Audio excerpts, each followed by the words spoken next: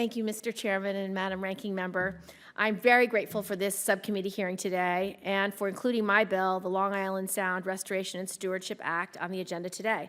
I would like to welcome my friend, Erin Crotty, and thank her for her testimony today. We went to high school together. Erin is the Executive Director of Audubon, New York, and a former Commissioner of the New York State Department of Environmental Conservation.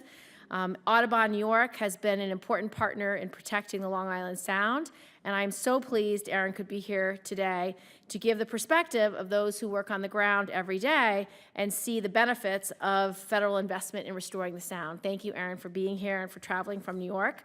Mr. Chairman, the legislation I reintroduced this Congress, along with Senators Blumenthal, Schumer, and Murphy, is identical to the bills that have unanimously passed this committee in previous Congresses. It has strong bipartisan support from the New York and Connecticut delegations in the House, as well as from the local communities in Long Island Sound watershed.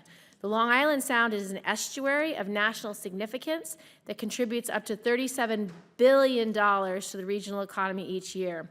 To protect this resource, my legislation would reauthorize through fiscal year 2023 our federal commitment to helping our communities in New York and Connecticut restore and maintain the health of Long Island Sound and its ecosystems.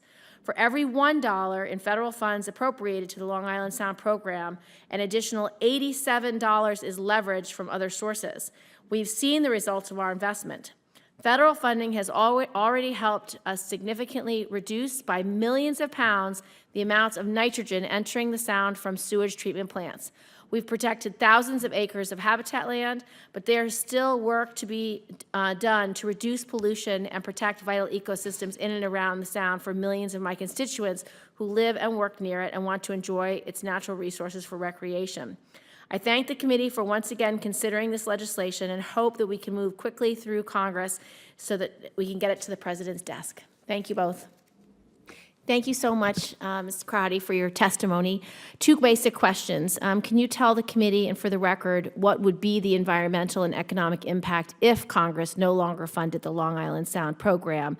And can you describe more fully the level of coordination between the federal government and state, local, and NGO stakeholders to carry out projects to restore and protect the sound? And I ask this because that leverage is really significant.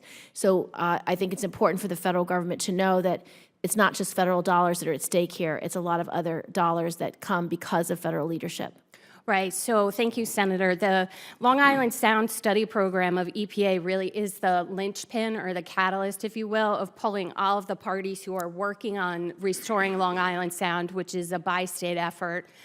Involves all the levels of government and certainly not for profit organizations and municipalities. I mean, it really is that glue that holds us together and working towards a common vision in the CCMPs in order to protect and restore this estuary of national significance.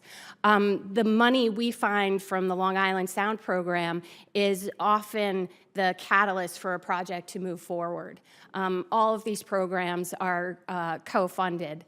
It's very rare when you have a wastewater treatment plant upgrade or habitat restoration project or an open space project that isn't leveraged with private dollars and public dollars. And so it would be extremely detrimental to the progress that we've made and certainly all of the challenges that we have left if the reauthorization didn't happen.